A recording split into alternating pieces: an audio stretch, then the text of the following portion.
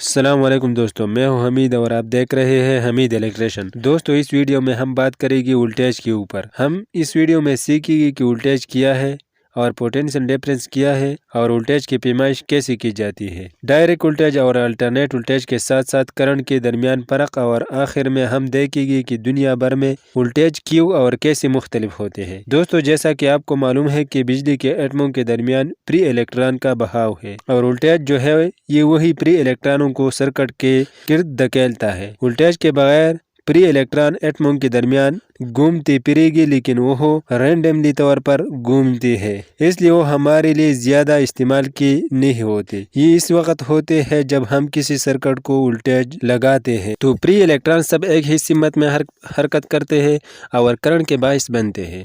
Pipe میں پانی کے دباؤ کے طرح وولٹیج کا تصور کرنا آسان ہے۔ اگر ہمارے پاس پانی کا ٹینک مکمل طور پر بھرا ہوا ہے تو اس سارے پانی کا حجم پائپ کے آخر میں بہت زیادہ دباؤ کا باعث بنے گا، یعنی پائپ کے آخر میں پانی کا دباؤ بہت زیادہ ہوگا۔ اگر ہمارے پاس پانی کا ٹینک ہے جو صرف جزوی طور پر بھرا ہوا ہے تو پائپ میں دباؤ بہت کم ہوگا۔ اگر ہم پانی کو بہنے کے لیے والوں کو کھولتے ہیں تو کم پریشر والے ٹینک کے مقابلے میں ہائی پریشر والے ٹینک سے زیادہ رفتار سے پانی بہے گا۔ بجلی بھی بالکل اسی طرح ہوتے ہیں، ہمارے پاس جتنا زیادہ وولٹیج ہوگا اتنا زیادہ کرنٹ بہہ سکتا ہے۔ وولٹیج کرنٹ کے بغیر موجود ہو سکتا ہے۔ مثال کے طور پر ہم پانی کے بہنے کے بغیر والوں کو بند کر کے پائپ میں دباؤ کی پیمائش کر سکتے ہیں، اور اس سے ہم بتا سکتے ہیں کہ پائپ پر دباؤ ہے۔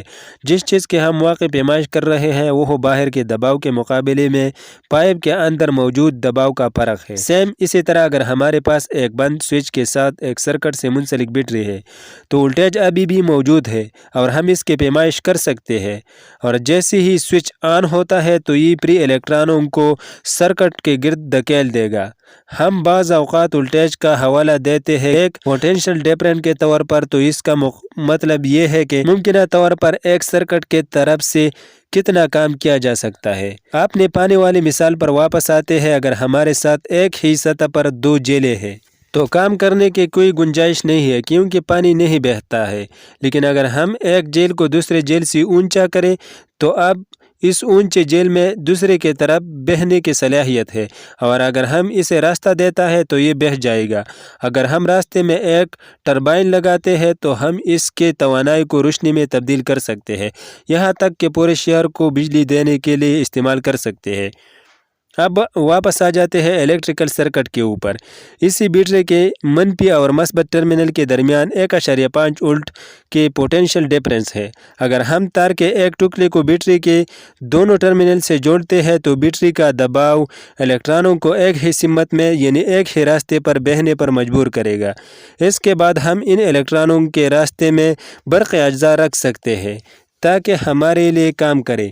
مثال کے طور پر اگر ہم سرکٹ میں ایک لیمپ رکھے گی تو یہ اس وقت روشن ہو جائے گا جیسے الیکٹران اس کے ذریعے بہے گا۔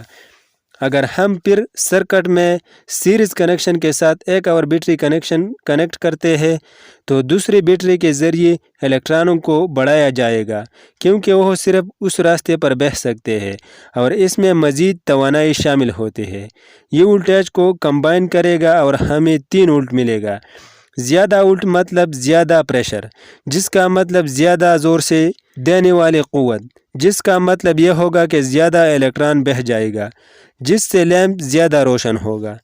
تاہم اگر ہم بیٹری کو پیریلل میں کنیکٹ کریں تو الیکٹران کا راستہ الگ ہو جائے گا، کچھ پہلے والے بیٹری میں جائے گا اور کچھ دوسری بیٹری میں جائے گا۔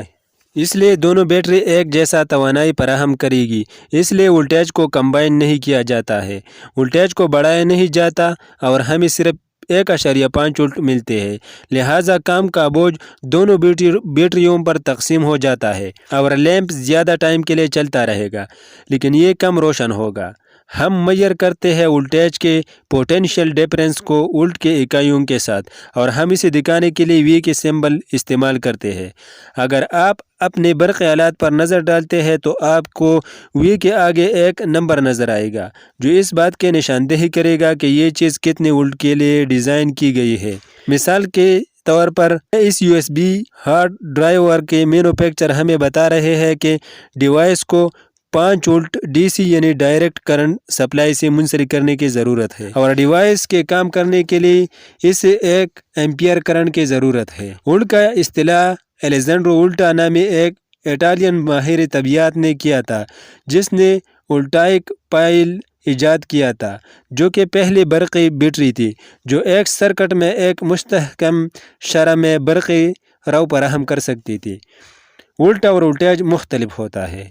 याद रख के वोल्टेज प्रेशर है और वोल्ट वह इकाई है जिन्हें हम वोल्टेज के पैमाइश के लिए इस्तेमाल करते हैं। दोस्तों, जैसा कि हम जानते हैं कि पाइप में दबाव है, लेकिन हम इस प्रेशर को नापने के लिए यूनिट का इस्तेमाल करते हैं, बार, PSI, KPA वगैरह, जिससे कि हम वोल्ट मीटर से वोल्ट के पैमाइश कर सकते हैं। ये अलग भी हो सकता है और मल्टीमीटर में भी वोल्ट नापने का ऑप्शन होता है। दोस्तों, जैसा कि आपने देखा कि वोल्ट और वोल्टेज मुख्तलिफ होता है।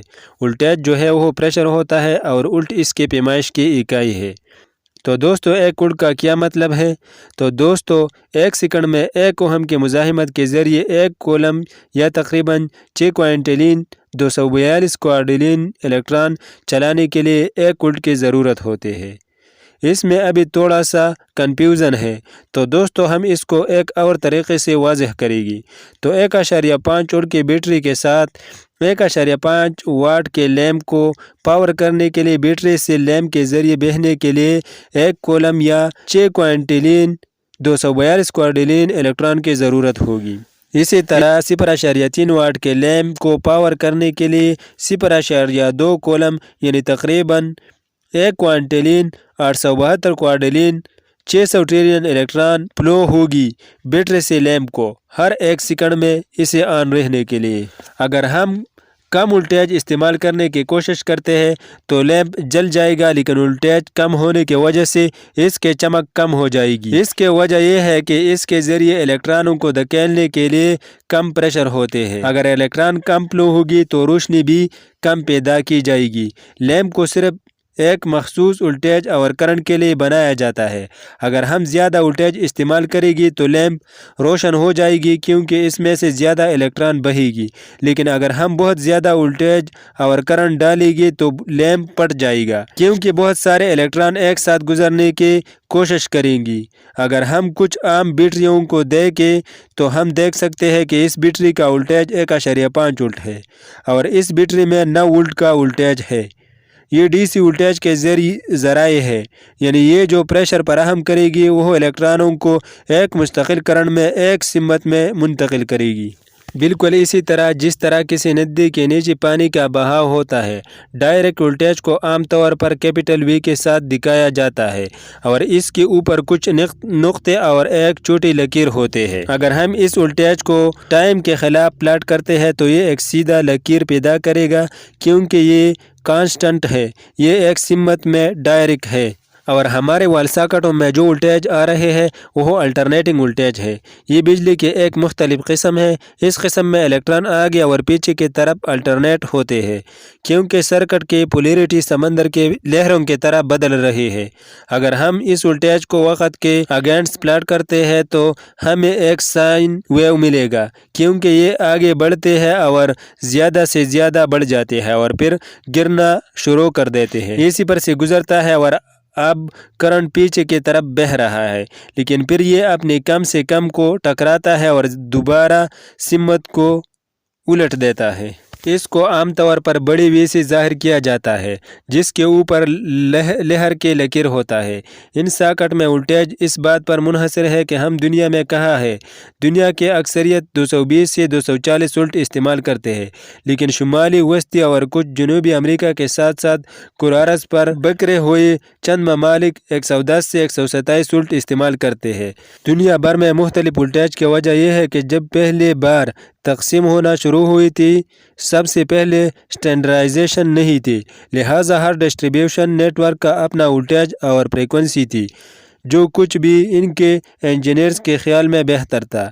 बिलाखिर वक़्त गुजरने के साथ कुछ कमतियाँ बढ़ी और मार्केट पर गलबा हासिल कर लिया और इस तरह वोल्टेज और फ्रीक्वेंसी को मायारी बनाया गया। کیونکہ ان کی مصنوعات اور خدمات میں توسیع ہوتی گئی اور حکومتوں کو اپنے ممالک کو معیاری بنانے میں مدد کے لیے بھی قدم اٹھانے اور قوانین اور ضوابط کو پاس کرنا پڑا تاکہ لوگ آسانی سے مصنوعات خرید سکیں اور دوسرے ممالک کے ساتھ مصنوعات کی تجارت بھی کر سکیں۔